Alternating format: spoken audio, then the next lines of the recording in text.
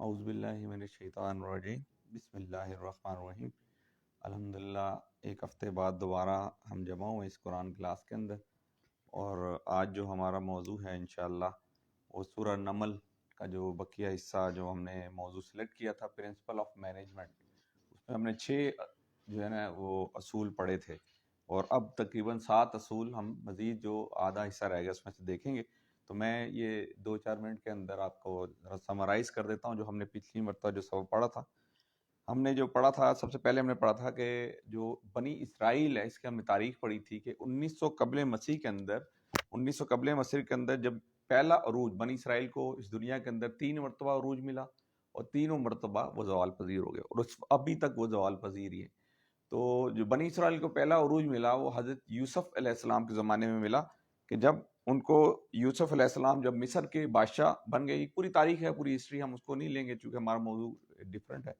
تو حضرت مصر میں جب وہ ان کو عروج ملا، جو بادشاہ بن گئے، تو انہوں نے کیا کیا کہ فلسطین سے اپنے 11 بھائیوں کو اور اپنے والد کو بلا لیا، اور وہ بنی اسرائیل کا عروج تھا کہ جب وہ مصر کے اندر جو حاکم پہلی مرتبہ جو عروج ملا، وہ بنی اسرائیل جو ہے وہ عروج پہ گئے، اور وہ مصر کے اندر جو بنی اسرائیل بڑے سکون سے رہنے لگے۔ لیکن انہوں نے پھر دوبارہ اسی طرح انبیاء کرام کو شہید کرنا شروع کر دیا، انبیاء کرام خلاف سازشیں کرنا شروع کر دیں، اور بہت سارے جو احکامات جو اللہ تعالیٰ نے دیے تھے اس کو پس ڈال کر وہ اپنی مرضی چلانی شروع کرتی۔ تو ذلت و مسکنت جو ہے ان پہ مسلط کر دی گئی، اور وہاں پر جو ہم نے قرآن مجید کے اندر پڑھا ہے کہ فرعون ایک بادشاہ گزرا ہے کہ جس نے پھر ان کے بچوں کو، لڑکوں کو قتل کرنا شروع کر دیا اور ان کی لڑکیوں کو چھوڑنا شروع کر دیا۔ تو ایتھنک لینسنگ کی ایک بدترین مثال تھی کہ پوری کی پوری قوم کو جو ہے وہ ختم کر دیا جائے۔ تو یہ جو ہے نا وہ پہلی مرتبہ عروج ملا 1900 قبل مسیح میں، اور یہ سیکنڈ سٹیزن کے لحاظ سے رہنے لگ گئے اور محکوم قوم کی حیثیت سے رہنے لگے۔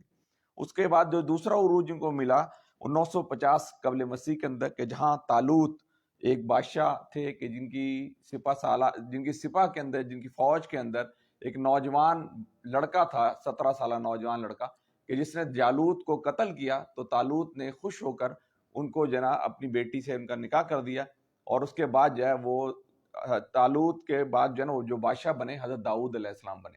تو یہ دوسری جو بنی اسرائیل کو عروج ملا وہ حضرت طالوت اور داؤد اور سلیمان علیہ السلام۔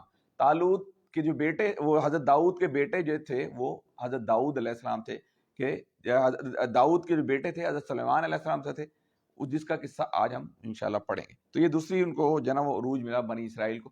لیکن انہوں نے جب ان کو یہ عروج ملا تو انہوں نے پھر دوبارہ جو ہے ایک نبی تھے حضرت یحییٰ علیہ السلام، حضرت یحییٰ علیہ السلام کو قتل کر دیا، اور حضرت عیسیٰ علیہ السلام کی قتل کے بھی در پہ ہو گئے۔ تو حضرت عیسیٰ علیہ السلام سے کچھ دیر پہلے جو ہے ان کو ایک تیسرا عروج ملا، کہ جہاں حضرت عزیر علیہ السلام ایک نبی گزرے کہ جنہوں نے دوبارہ بنی اسرائیل کو اکٹھا کیا۔ وہ 600 سال سے بھٹک رہے تھے، شام، عراق اور یہ مدینہ کے اندر جا کے آباد ہو گئے تھے، اور یہ بھٹک رہے تھے، ان کو دوبارہ جمع کیا، اور جمع کرنے کے بعد دوبارہ عروج ملا، لیکن انہوں نے پھر وہی اپنی حرکتوں سے بعد میں آئے تو دوبارہ ان کا زوال ہو گیا۔ تو آج ہم ان کا قصہ جو ہے وہ پڑھنے لگے۔ نمل، یہ 27ویں قرآن مجید کی 27ویں سورت۔ نمل کا مطلب ہوتا ہے چیونٹیاں، اور نملہ کہتے ہیں ایک چیونٹی کو۔ یہ نمل جو ہے اس کے نام سے یہ سورت کا نام رکھا گیا۔ تو یہ میں نے آپ کے سامنے مختصر سی بات رکھی۔ اب ہم چلتے ہیں اس مختصر سی کہ ہم نے یہ پڑھا، سب سے پہلے ہم نے پڑھا تھا کہ داؤد علیہ السلام جو ہے ان کو وارث، جو حضرت سلیمان علیہ السلام کو داؤد علیہ السلام کا وارث بنایا گیا، اور وہ ان کو مختلف پرندوں کی بولیاں سکھائیں گے۔ میں بس سرسری 2-3 منٹ میں لے کے چلتا ہوں۔ اس کے بعد ان کے قبضے کے اندر 3 قسم کی فورسز دی گئی تھی۔ ایک یہاں پر بتائی جا رہی کہ من الجن والانس والطیر فہم یوزعون، ان کو 3 قسم کی فورسز دی گئی تھی، کہ انسانوں کی فورس دی گئی تھی، جنات کی فورس دی گئی تھی، اور پرندوں کی فورسز دی گئی تھی، یعنی آرمی، نیوی اور ایئر فورس، یہ 3 قسم کی فورسز جو ہیں وہ ان کو دی گئی تھی، جو ان کے قبضے میں تھی۔ فہم یوزعون کو ہم نے بڑا ایلوبوریٹ کیا تھا، ہم نے یہ دیکھا تھا کہ فہم یوزعون کا مطلب یہ اس کے مادے سے 3 چیزیں نکلتی، اوزا، وضع اور ایزا۔ ایزا کا پھر ہم نے مطلب دیکھا تھا کہ وہ کنٹرول میں رکھے جاتے تھے۔ اس کے بعد کیا کیا جاتے تھے، ان کی ایک خاص ترتیب تھی، ان کی ایک خاص درجہ بندی تھی، یعنی وہ ایسے کوئی عام بھیڑ نہیں تھی، بلکہ کیپیبل لوگ تھے، انٹیلیجنٹ قسم کے پرندے تھے، انٹیلیجنٹ قسم کے جن تھے، ایک خاص قسم کی فورسز تھی جو ان کے قبضے میں اللہ تعالیٰ نے دے رکھی تھی۔ تو ہم نے فہم یوزعون کا ہم نے بڑا ڈیٹیل میں پچھلی مرتبہ دیکھ لیا تھا۔ اس کے بعد ہم نے دیکھا کہ سلمان علیہ السلام جو ہے ایک وادی سے گزرے، کہ جو نملہ ایک وادی سے گزرے، کہ جہاں ایک چیونٹی نے کہا یہاں مینجمنٹ کا ہم نے ایک اصول پڑھا تھا کہ مینیجر کی نظر جو ہے ایک باریک سی چیز کے پہ ہوتی، ہر چیز میں نظر، جب وہ آفس میں داخل ہوتا ہے تو دیکھتا ہے کہ بھئی یہ بندہ اس ڈیوٹی پہ موجود ہے کہ نہیں موجود ہے، اس بندے کی یہ سائڈ نہیں ہے. تو مینیجر کی نظر بڑی باریک ہوتی، ایک چھوٹی سی چھوٹی چیز پر بھی ایک جو مینیجر ہوتا ہے اس کی نگاہ ہوتی کہ یہ یہاں پر کیوں ہے، یہ یہاں ایسا کیوں چل رہا ہے، یہ اپنی ڈیوٹی پہ موجود کیوں نہیں ہے، یہ یہاں پر جو ہے نا اس کی ڈیوٹی کا ٹائم 8 بجے، یہ 8:30 بجے کیوں آ رہا ہے. ہر باریک سے باریک چیز پہ بھی اس کی نظر ہوتی ہے مینیجر میں. ہم نے یہاں پہ ایک اصول دیکھا تھا. پھر چیونٹیوں نے کہا کہ بھائی چیونٹیوں نے کہا کہ اپنی وادیوں میں گھس جاؤ، کہیں سلیمان علیہ السلام ان کا لشکر تمہیں کچل نہ دے. پھر حضرت سلیمان علیہ السلام مسکرائے، فتبسم ضاحکا، کہ سلیمان علیہ السلام اس بات پہ مسکرائے، بولے اے میرے رب مجھے قابو میں رکھ. یعنی ہم نے یہاں پہ ایک اصول پڑھا تھا کہ جب اقتدار کسی کو ملتا ہے، جب کسی کو قوت ملتی ہے، جب کسی کو طاقت ملتی ہے، تو وہ تکبر میں مبتلا ہو جاتا ہے. تو حضرت سلمان علیہ السلام کہتے ہیں کہ اللہ تعالیٰ تو نے مجھے اتنی زبردست قسم کی قوت عطا کر رکھی، مجھے اتنے زبردست قسم کے جنات جو تھے وہ کیا کرتے تھے، ریڈ سی کے اندر جایا کرتے تھے، ریڈ سی کے اندر سے ہیرے جواہرات موتی نکال کے لایا کرتے تھے، اور وہ حضرت سلمان علیہ السلام کی حکومت جو چلتی تھی اس کے اندر استعمال ہوا کرتے تھے. یا جو محلات وہ جنات بناتے تھے ان کے اندر وہ تزئین و آرائش کے لیے وہ پتھروں سے اس کی تزئین و آرائش کیا کرتے تھے. تو یہ دیکھیے اب یہاں پر وہ کہتے ہیں سلمان علیہ السلام مسکرائے اور ہنس پڑے اور بولے کہ مجھے قابو میں رکھ، اے اللہ تعالیٰ مجھے تکبر میں مبتلا نہ کرنا. اس کے بعد انہوں نے کہا کہ اے اللہ تعالیٰ میں تیرا شکر ادا کرتا ہوں، مجھے اور میں عمل صالح کروں گا جو تجھے پسند آ جائے. سلمان علیہ السلام یہ بات کر رہے ہیں، اس کے اوپر ہماری ڈیٹیل بات ہو گئی. پھر ایک موقع پر اب یہ حضرت سلمان علیہ السلام بیٹھے ہوئے ہیں، ان کا کور کمانڈرز کا اجلاس چل رہا ہے، پرندے بھی بیٹھے ہوئے ہیں، جنات بھی بیٹھے ہوئے ہیں، انسانوں کا ایک یہ عام لوگ نہیں ہیں، کیپیبل لوگ ہیں، انٹیلیجنٹ لوگ ہیں، ان کے مینیجرز ہیں، ان کے سردار ہیں، وہ بیٹھے ہوئے ہیں. اور وہاں پر کیا، انہوں نے جائزہ لیا، دیکھا کہ ایک پرندہ جو وہاں پر حاضر نہیں ہے، وہ ایک پرندہ جو ہے وہاں پر حاضر نہیں ہے. تو انہوں نے کہا کہ فلاں، انہوں نے کہا کہ انہوں نے جائزہ لیا اور کہا کہ حدود میں دیکھ رہا ہوں کہ مجھے کوئی حدود نظر نہیں آ رہا. تو انہوں نے کہا کہ میں اسے سخت سزا دوں گا، he will have a serious punishment, میں اس کو سخت سزا دوں گا کہ یا اسے ذبح کر دوں گا، آرٹیکل 6 کے تحت اس کی کورٹ مارشل کر دوں گا. یعنی مینجمنٹ کا اصول ہے کہ وہ سزا اور جزا پہ وہ یقین رکھتا ہے. وہ یعنی جو بندہ کیپیبل ہوتا ہے اس کو پروموٹ کرتا ہے، جو بندہ کام نہیں کر رہا ہوتا ہے اس کو ڈیموٹ کرتا ہے، اور جو بندہ آرگنائزیشن کے لیے، گھر کے لیے، کسی حکومت کے نقصان دیتا ہے اس کو فائر کر دیتے ہیں. اور کوئی ایسا شخص، کوئی ایسا بندہ، کوئی ایسا جو اسلام کے لیے نقصان دے ہو یا نبی مہربان صلی اللہ علیہ وسلم کی شان میں گستاخی کرے، تو اس کے لیے آرٹیکل 6 کے مطلب یہ ہے کہ اس کو پھانسی کی سزا بھی دی جا سکتی. یہاں مینجمنٹ کا اصول بتایا جائے کہ سخت. اس نے کہا کہ یعنی یہ دیکھیے کہ مینجمنٹ کتنی زبردست قسم کی ان کی مینجمنٹ تھی کہ میں اسے سخت سزا دوں گا، he will have a serious punishment. اگر وہ مجھے نہیں ملا، نہیں یہاں پر کیوں نہیں ہے، میں اس کو سخت پنشمنٹ دوں گا یا اس کو ذبح کر دوں گا. یہ تیسری آپشن انہوں نے یہ رکھی کہ یا مجھے میرے سامنے معقول وجہ پیش کرنی پڑی تھی کہ بھائی تم کیوں نہیں آئے. کہ سر میری گاڑی پنچر ہو گئی تھی، میرا ٹائر گاڑی کا خراب ہو گیا تھا، یا میری بیوی بیمار تھی، یا میں کوئی معقول وجہ اس کو پیش کرنی پڑے گی. ہم نے اس پہ ڈسکشن کر لی تھی. اس کے بعد آگے اب چلے، کچھ دیر نہ گزری تھی کہ ابھی سخت سلمان علیہ السلام سخت غصے میں وہاں سے حدود آ گیا. اور اس نے کہا کہ سلمان علیہ السلام کو کہا کہ حضرت سلمان کو کہا کہ میں تو آپ کے لیے بڑی خاص قسم کی انفارمیشن لے کے آیا ہوں، میں تو ڈیوٹی پہ تھا. اس نے کہا سر میں تو ڈیوٹی پہ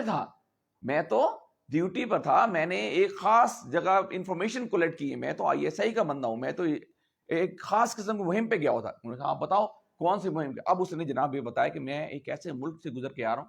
اب یہ تھوڑا ذہن میں رکھیے گا، جو سبا کا جو موجودہ نام ہے یمن ہے، اور سبا جو ہے یہ سبا کا موجودہ یمن ہے. اس وقت ہم بات کر رہے ہیں فلسطین کی. فلسطین، اردن اور شام، یہاں پر حکمرانی کس کی ہے؟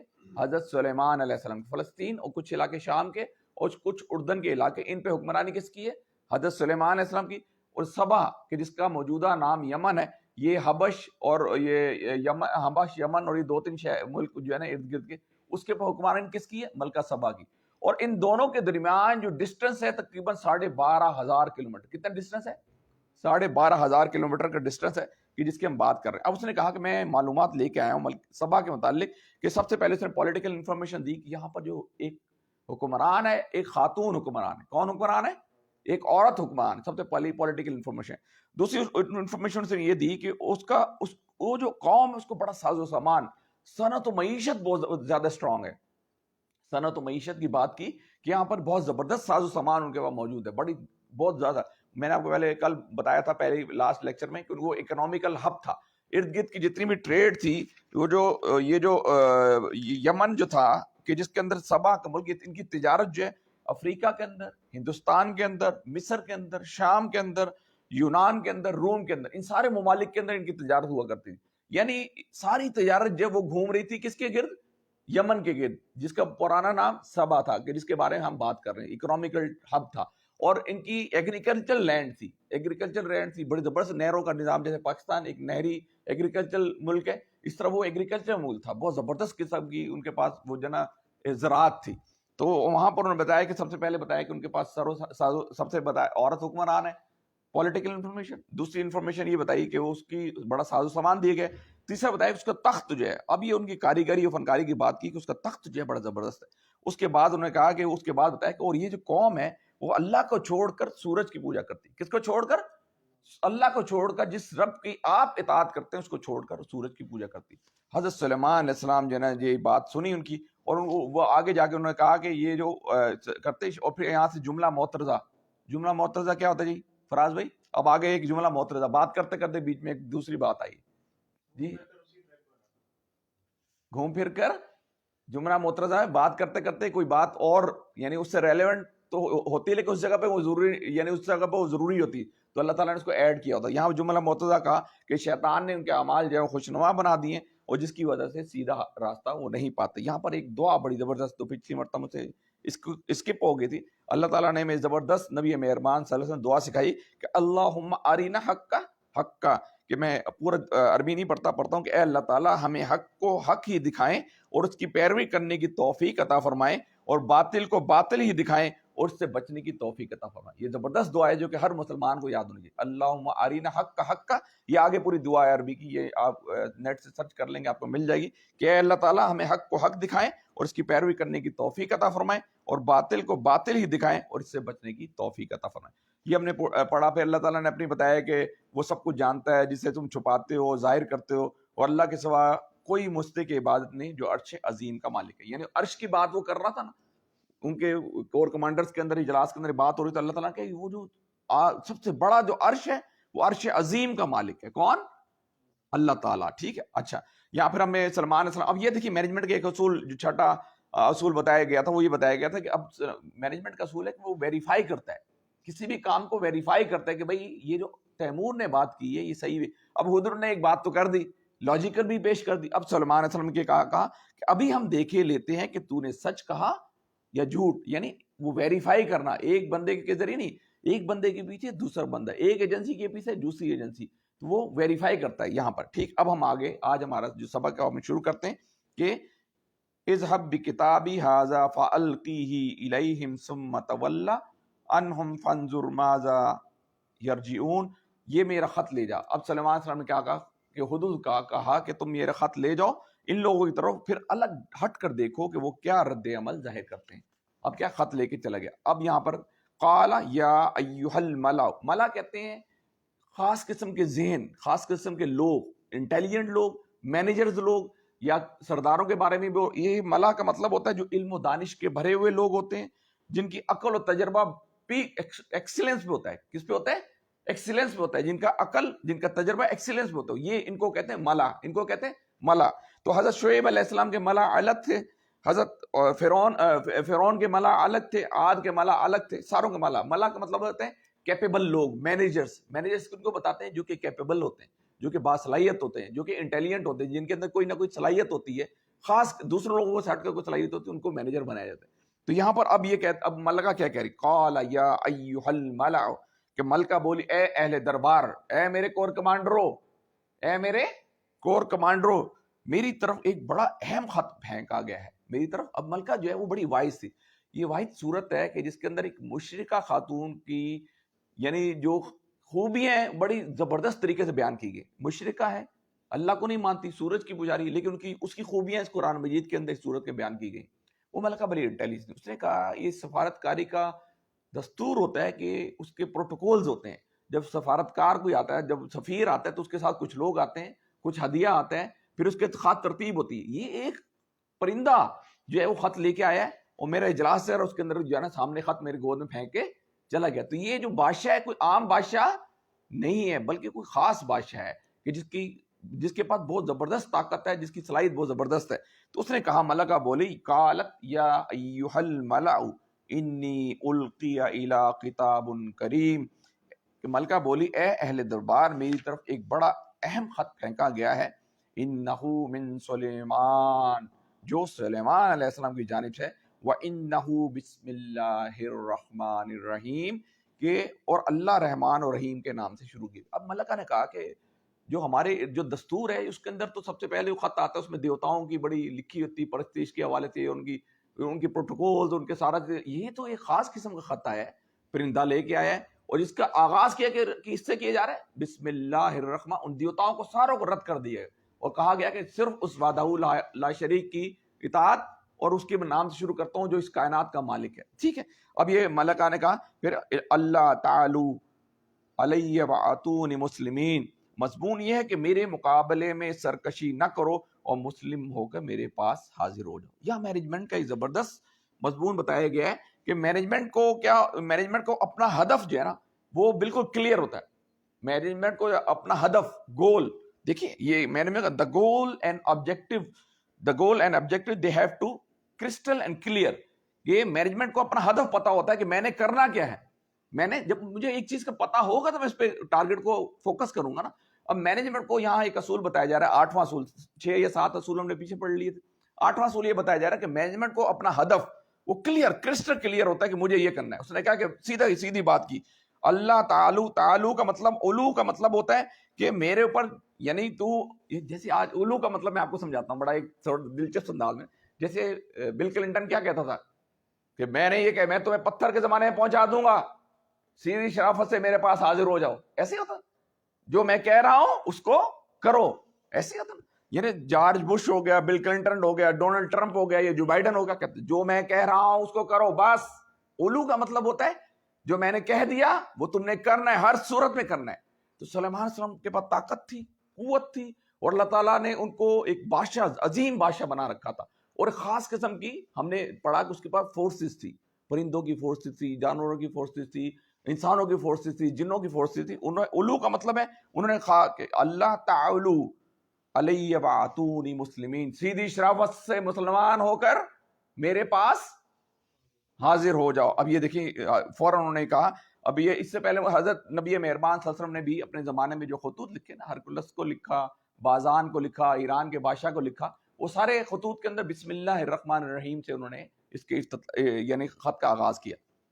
اب یہ سلمان علیہ السلام نے کہا, یعنی اب یہ مینجمنٹ کا اصول کیا نے کہا, the goal and objective they have to be clear and crystal, یعنی crystal اور objective they have to be crystal clear, ان کو clear. اب آگے چلیے, آگے کیا کہتے ہیں, میرے مقابلے میں سرکشی نہ کرو اور مسلم ہو کر میرے پاس حاضر ہو جاؤ. اب قالت یا ایھا الملأ, پھر ملا آ گیا. ملا میں نے بتا دی کون لوگ ہیں, جو کیپیبل لوگ بیٹھے ہوئے, مینیجرز لوگ بیٹھے ہوئے, یعنی خاص قسم کے لوگ بیٹھے ہوئے, یہ جنات بیٹھے ہوئے, یہ پرندے بیٹھے. اب قالت یا ایھا الملأ افتونی فی امری ما کنت قاطعۃ امرا حتی تشہدون.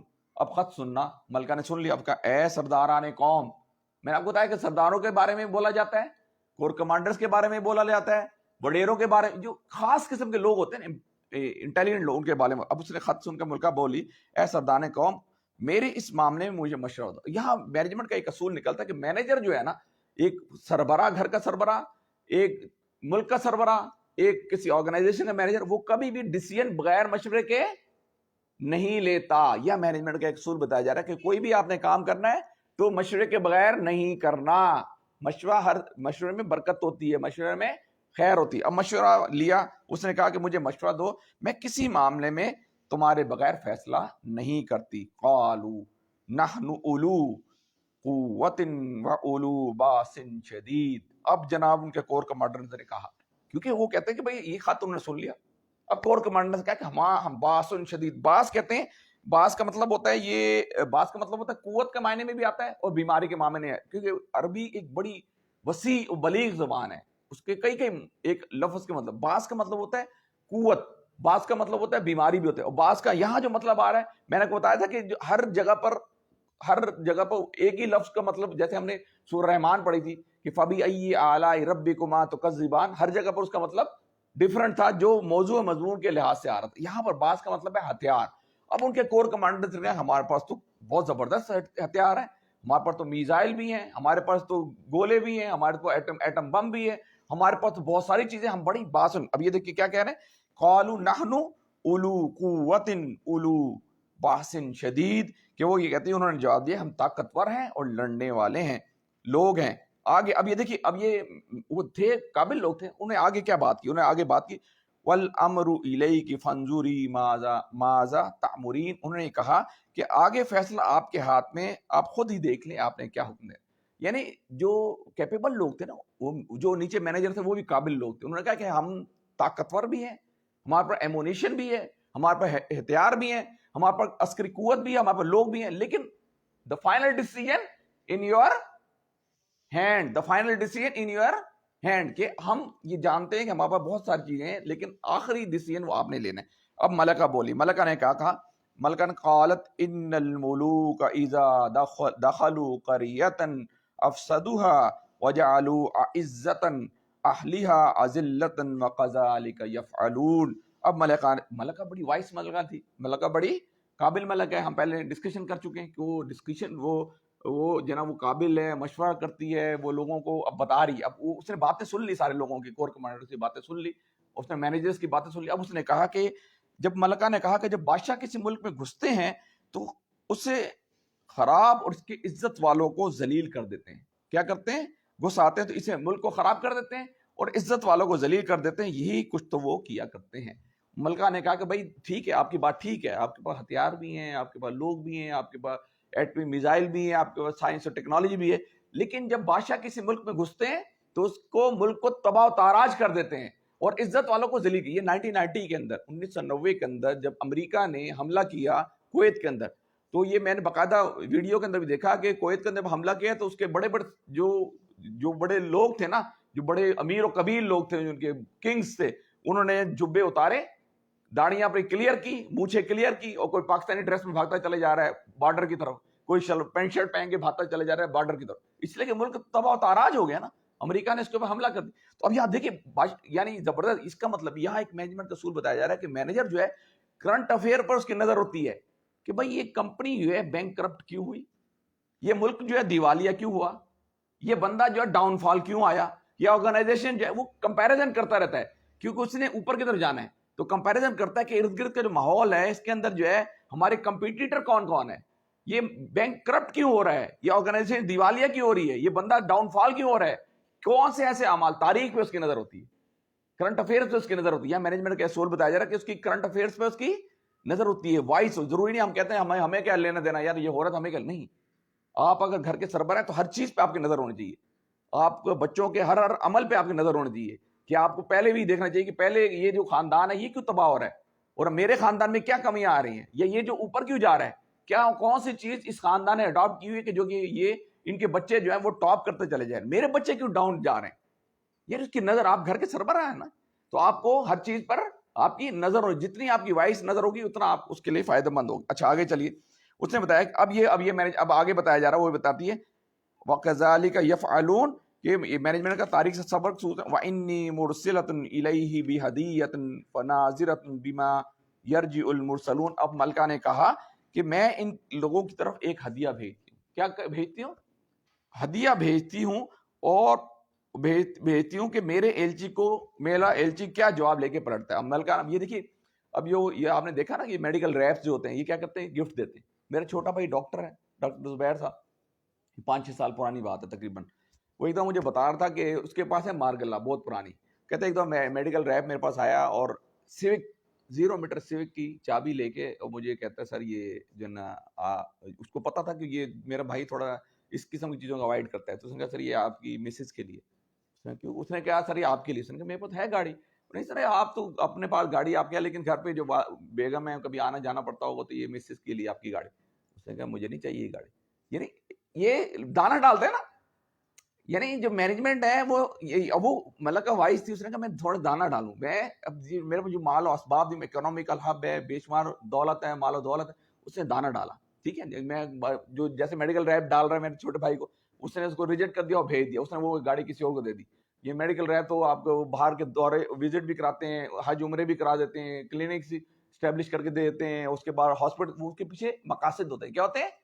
دا goal and objective they have to be clear and crystal. Negative objective ان کے سامنے تھے نا, اس کو ان کے سامنے کلیئر تک میں نے یہ بس یہ ٹارگیٹ اچیو کرنا ہے, اتنی سیل کرنی تو اس کے نتیجے میری پروموٹ ہو جائے گی. اس کو وہ خود مینیجر تھا جو سیلز ریپرزینٹیٹو تھا, اس کا یہ تھا کہ مجھے اپنے پروموٹ ہونا ہے. ٹھیک ہے, یہاں پر بھی اس نے ملکہ نے کچھ کیا کیا, ہدیہ بھیج دیا. اب ملکہ کا سفیر پہنچا, فلما جاء سلیمان قال اتمدننی بمالی فما آتی اللہ خیر مما آتاکم بل انتم بہدیۃ تفرحون.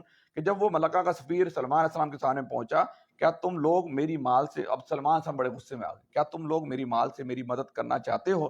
جو کچھ خدا نے مجھے دے رکھا ہے اس سے بہت زیادہ ہے جو تمہیں دیا ہے, اور تمہارا ہدیہ تمہیں ہی مبارک. اب سلمان علیہ السلام بڑے غصے میں آ گئے, یعنی وہ بیٹھے ہوئے اپنے کور کمانڈرز کے اندر بیٹھے ہوئے ہیں, کیپیبل لوگوں ملائکہ کے سامنے بیٹھے ہوئے, کیپیبل لوگوں کے سامنے بیٹھے ہوئے, جنات بھی بیٹھے ہوئے, پرندے بیٹھے ہوئے. اب یہاں وہ غصے میں آ گئے کہ تمہارا ہدیہ تمہیں اب اے سفیر, اب سفیر کو کہہ رہے ہیں واپس جا اور اپنے بھیجنے والوں کی طرف ہم ان پر ایسے لشکر. اب یہ دیکھیں وہی بات کی جو ملکہ نے کی. ملکہ نے پہلے بات کر دی تھی, ملکہ نے پہلے بات, اب سلمان علیہ السلام بات کر رہے ہیں کیونکہ ان کو غصہ چڑھ گیا کہ یہ میں نے اس کو کہا تھا, میں نے اس کو کیا کہا تھا, وَآتُونِي مسلمین, سیدھے طریقے سے میرے پاس مسلمان ہو کر حاضر ہو جاؤ, سیدھے طریقے سے مسلمان.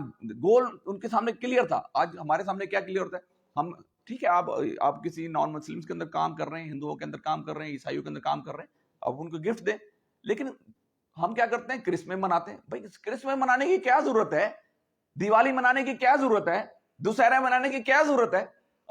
کیونکہ میں اگر کسی نان مسلم کو گفٹ دے رہا ہوں تو میرا نقطہ نظر یہ ہونا چاہیے کہ میں نے اس کو مسلمان ہونے کی دعوت دینی ہے. The goal and objective they have to clear and cluster.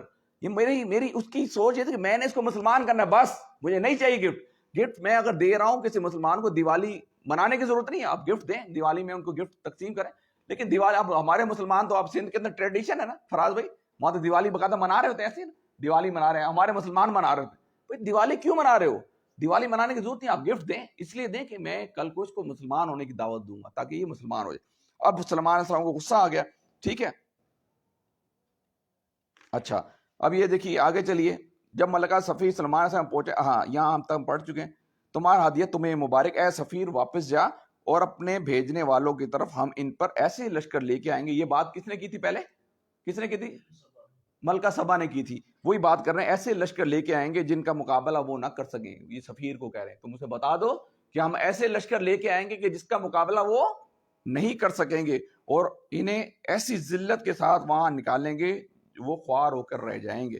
اب قبل اس کے کہ وہ لوگ مطیع ہو کر میرے پاس, اب یہ دیکھیے یہاں ایک مینجمنٹ کا زبردست رول, قبل ان یاتونی مسلمین قال افرایت من الجن انا آتیک به قبل ان تقوم من مقامک وانی الیہ لقوی امین.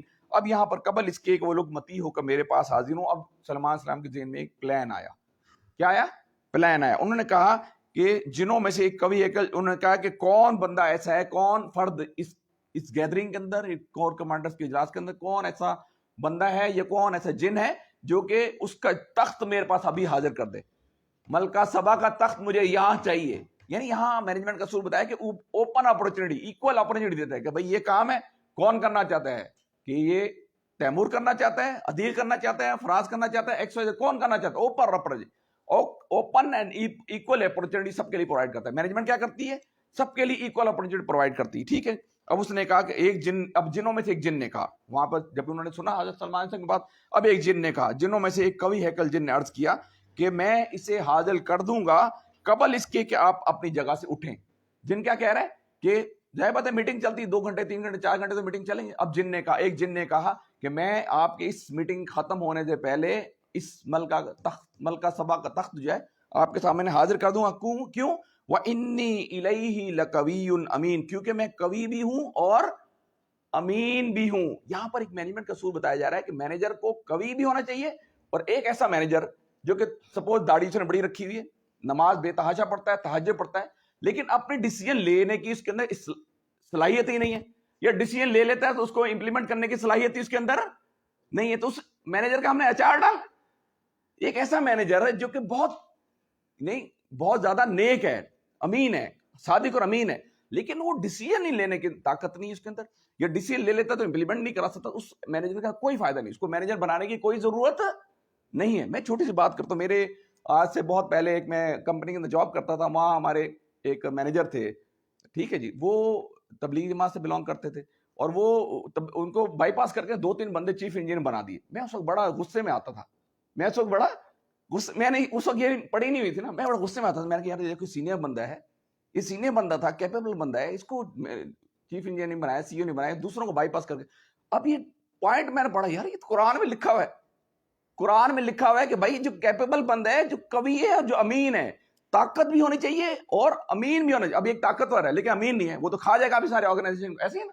جس کے پاس طاقت ہے اور امین نہیں, اس نے جن نے کہا بھائی میں طاقتور بھی ہوں اور امین بھی ہوں, میں جو تخت لے کے آؤں گا تو میں ہیرے جواہرات نہیں نکال لوں گا, میں ہیرے جواہرات میں سے نہیں نکالوں گا, میں امین بھی ہوں اور طاقتور بھی ہوں. میں اس کا مطلب ہے کہ مینجمنٹ کے اندر دونوں صلاحیت ہونی چاہیے, کہ جس کو آپ مینیجر بنا رہے ہیں تو قوی بھی ہونا چاہیے اور امین بھی ہونا چاہیے, یہ ڈیسیجن میکنگ بھی کر سکتا ہو, ڈیسیجن کو امپلیمنٹ بھی کرا سکتا ہو, اور امانت دار بھی ہو. اب یہ جن نہیں, یہاں پر یہ مینجمنٹ کا اصول بتایا جاتا ہے. اب آگے چلیے وہ کہتے ہیں اب یہاں پر ایک زبردست بات ہے, قال الذی عندہ علم من کتابی, کہ جس شخص کے پاس کتاب کا علم, یہ شخص سے مراد یعنی میں نے آپ کو بتایا کہ جو قرآن کے بہت سارے الفاظ تھے کہ جس کے بہت سارے معنی نکلتے ہیں, بہت سارے معنی ہوتے ہیں. یہاں شخص کو جو ایڈریس کیا جا رہا ہے وہ اسی دوسرے جن کو ایک ایڈریس کیا جا رہا ہے, کہ جس کے بارے میں بتایا جا رہا ہے کہ جس شخص کے پاس کتاب کا علم تھا وہ بولا آپ کی پلک جھپکنے سے پہلے میں اسے لائے دیتا ہوں. یعنی اس کا مطلب یہ بتایا جا رہا ہے کہ جو مینجمنٹ ہے وہ اسائنمنٹ اس شخص کو دیتی ہے جو اہل سے اہل تر ہوتا ہے, جو کیپیبل سے کیپیبل تر ہوتا ہے,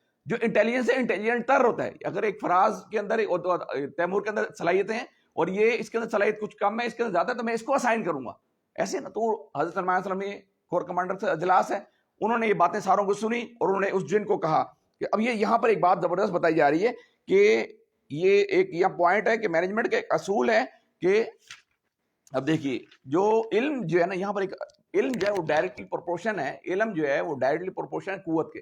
جتنا آپ کے اندر زیادہ علم ہوگا اتنی آپ کی قوت زیادہ ہوگی. یعنی اللہ تعالیٰ چونکہ کامل علم رکھتے ہیں تو اللہ تعالیٰ کامل قوت والے ہیں, اللہ تعالیٰ کامل طاقت والے ہیں, ان سے زیادہ طاقت والا کوئی اس دنیا کے اندر, اس کائنات کے اندر ہے ہی نہیں ہے. تو اب یہ جو کیپیبل بندہ تھا اس نے کیا کہا کہ اس نے یہ کہا, اب یہ دیکھیں, اب مجھے بتائیے کہ سبا سے جو فاصلہ ہے وہ کتنا ہے, 12.5 سے 12,500 کلومیٹر کا فاصلہ ہے. اور ایک جن نے کہا کہ میں اس کے اجلاس ختم ہونے سے پہلے آپ دوں گا, دوسرے جن نے کہا کہ آپ آنکھیں بند کیجئے.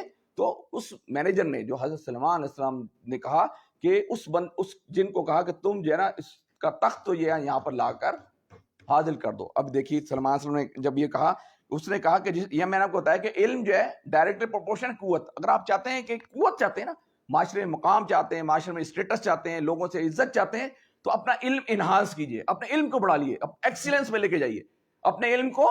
ایکسیلنس میں جب آپ لے کے جائیں گے تو لوگ آٹومیٹکلی آپ کے اندر رو پیدا ہو جائے گا, آپ کی شخصیت کے اندر ایک وقار پیدا ہو جائے گا, آپ کو لوگ خود بخود آپ کو جو ہے نا وہ لوگ عزت دیں گے, ٹھیک ہے. اور وہ کون سا علم کی بات ہو رہی, کتاب کے علم. کتاب کون سی, قرآن مجید. اس کا علم, اس کو زیادہ زیادہ سیکھیے, اس کو زیادہ سمجھیے, اس کو زیادہ پڑھیے, اس کو زیادہ ابزارو کیجیے, اس کی دعوت پہ عمل کیجیے, اس کی دعوت کو لوگوں تک پہنچائیے, ٹھیک ہے. اب یہ کیا کہہ رہا ہے کہ جس شخص کے پاس کتاب کا علم تھا وہ بولا میں آپ کی پلک جھپکنے سے پہلے اسے لائے دیتا ہوں. جو ہی کہ سلیمان علیہ السلام نے وہ تخت اپنے پاس رکھا ہوا دیکھا تو وہ پکار اٹھے, یہ میرے رب کا فضل ہے تاکہ وہ مجھے آزمائے کہ میں شکر کرتا ہوں یا کافر نعمت بنتا ہوں. ٹھیک ہے, یہ ہم پہلے بھی سورہ ملک کے اندر بھی پڑھ چکے ہیں, اور ایک اور جگہ لائن شکرتم لا ازیدنکم, کہ جو اللہ کا شکر گزار بندے ہوتے ہیں اللہ تعالیٰ کو مزید نواز دیتے ہیں. مینجمنٹ کا ایک اصول بتایا جا رہا ہے کہ جب آپ کو طاقت ملتی ہے, جب آپ کو قوت ملتی ہے, جب آپ کو رتبہ ملتا ہے, تو آپ کس کی آپ کو شکر بجا لانا چاہیے, اس رب العالمین کا جس نے وہ ساری چیزیں آپ کو عطا کی. حضرت سلمان علیہ السلام نے فوراً کہا کہ فوراً پکار اٹھے کہ میرے رب کا فضل ہے تاکہ وہ مجھے آزمائے کہ میں شکر کرتا ہوں یا کافر نعمت بن جاتا ہوں. جو کوئی شکر کرتا ہے اس کا شکر اس کے اپنے لیے مفید ہوتا ہے, ورنہ کوئی ناشکری کرے تو میرا رب بے نیاز اور اپنی ذات میں آپ ہی بزرگ ہے. سلیمان علیہ السلام نے پھر اس کو کہا کہ انجان طریقے سے, اس تخت کو کہا کہ اس انجان طریقے سے اس کا تخت اس کے سامنے رکھ دو اور دیکھیں کہ وہ صحیح بات تک پہنچتی ہے یا ان لوگوں میں سے ہے جو راہ راست نہیں پاتے. ملکہ جب حاضر ہوئی تو اس نے کہا کیا تیرا تخت ایسا ہی ہے؟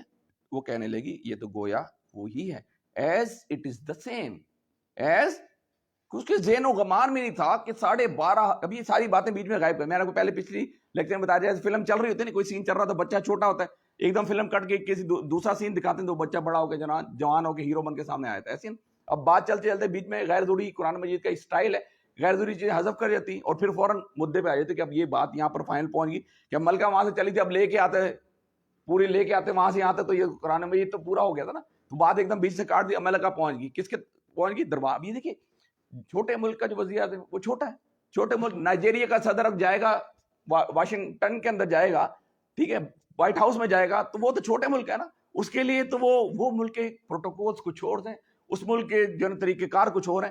تو وہ ملکہ بھی چھوٹے ملک سے آئی تھی. یہاں سلمان علیہ السلام کا عظیم الشان محل, عظیم الشان اس کی پروٹوکول, جنات موجود ہیں, پرندے موجود ہیں, انسان موجود ہیں. اب یہاں ان لوگوں میں سے جو رہا, جب ملکہ حاضر ہوئی تو اس سے کہا گیا کہ یہ تخت ایسا ہی ہے کیا, تیرا تخت ایسا ہی ہے؟ وہ کہنے لگی یہ تو گویا as it is the same, یہ تو گویا وہی ہے, ہم تو پہلے ہی جان گئے تھے اور ہم نے سر اطاعت جھکا دیا. ملکہ وائس مسئلہ کا اس نے فوراً کہا, یا تو پھر اس کو جس چیز نے روک رکھا تھا وہ ان معبودوں کی عبادت تھی جن سے وہ اللہ کے سوا پوچھتی تھی, کیونکہ وہ ایک کافر قوم سے تھی. اس سے کہا گیا کہ محل میں داخل ہو جائے. اب ملکہ محل میں داخل ہو رہی, اس نے جو دیکھا تو سمجھی کہ پانی کا حوض ہے, اور اترنے کے لیے اس نے اپنے پانچے اٹھا لیے, کیونکہ اوپر شیشے کا ایک گلاس لگا ہوتا, نیچے پانی تھا. ان کے لوگوں کو تو پتا تھا, وہ تو بڑا قسم کا ایک محل تھا, بڑے قسم لوگ تھے, سارے پروٹوکولز کو جانتے تھے. اب یہ نائجیریا سے آ گئی ہے, چھوٹے ملک سے آ گئی. اب اس نے کہا پتہ نہیں پانی ہے, پانچے اٹھا لیے. اب اس نے کہا مال میں داخل ہوئی, اس نے جو دیکھا تو پانی کا حوض ہے, اور اترنے کے لیے اپنے پانچے اٹھا لیے. سلیمان علیہ السلام نے کہا یہ شیشے کا چکنا فرش ہے, اور اس پر وہ پکار اٹھی, اے میرے رب, آج تک میں اپنے نفس پر بڑا ظلم کرتی رہی, اور اب میں سلیمان علیہ السلام کے ساتھ اللہ رب العالمین کی اطاعت کو قبول کرتی ہوں. یہ واقعہ جو پورا اس کا جو حاصل کلام ہے کہ وی شوڈ اچیو اور ٹارگٹ. اس کا جو حاصل کلام, اس کا جو ٹارگٹ ہے کہ وی شوڈ اچیو. مینجمنٹ کا کام ہوتا ہے کہ وہ ٹارگٹ کو یعنی بڑے سنجیدہ طریقے سے اس پہ ورک کرتا ہے, سوچتا ہے, پھر اس کو اپنا ٹارگٹ, یعنی سلمان صاحب کا ٹارگٹ کیا تھا؟ باتونی مسلمین, سیدھے طریقے سے آ جاؤ, مسلمان ہو کر میرے دربار میں حاضر ہو جاؤ. تو مینجمنٹ کا اصول یہاں پر بتایا گا. تو ہم نے, اب میں آپ کو بس 5-6 جو ہم نے پیچھے اصول پڑھے تھے وہ آپ کو بتا دیتا ہوں, اور بس صرف اصولوں کو ہم دیکھ لیتے ہیں. یہ جو ہم نے پہلے اصول پڑھے تھے وہ میں آپ کے سامنے رکھتا ہوں. پہلے ہم نے پڑھے تھے ڈسٹریبیوشن آف ورک, جو پہلے ہم نے جو پڑھے تھے کہ کام کی تقسیم کار, وہ مینجمنٹ کا ایک اصول ہوتا ہے. سب سے پہلا ڈسٹریبیوشن آف ورک, دوسرا کمانڈ اینڈ کنٹرول, کہ ورک کرنے کے بعد ایسے نہیں بلکہ کمانڈ کرنی ہے اور کنٹرول کرنے کے بھی اس کا پلان کرنا ہے. اس کے بعد ریوارڈ اینڈ پنشمنٹ, کہ جو کیپیبل ہے ان کو پرموٹ کیجئے, اور جو بندہ کیپیبل نہیں ہے نقصان دہ اس کو ڈیموٹ کیجئے, اور جو آرگنائزیشن کے نقصان دہ اس کو ختم فائر کر دیجئے. اور جو اسلام کے ختم کرنے کے لیے یا نبی مہربان صلی اللہ علیہ وسلم کے یعنی شان کے خلاف گستاخی کرے اس کو آرٹیکل 6 پھانسی ختم. ٹھیک ہے, یہ یعنی ریوارڈ اور پنشمنٹ کا نظام ہونا چاہیے. اس کے بعد مانیٹرنگ, آپ نے ریوارڈ اور پنشمنٹ کے نظام کا مانیٹرنگ کی کرنی, کیسے کرنی. اس کے بعد انٹیلیجنس گیدرنگ, کہ آپ نے یہ وہ انٹیلیجنس کلیکٹ کرنی اور اس کی ویریفیکیشن کرنی. یہ ہم نے اصول اس کے پڑھے تھے پہلے چیپٹر کے اندر. اور دوسرے چیپٹر کے اندر جو ہم نے پڑھے تھے وہ میں آپ کے سامنے بس یہ رکھ دیتا ہوں, 2-3-4 چیزیں کہ اس کے اندر جو ہم نے دیکھا. جی آ جائیے.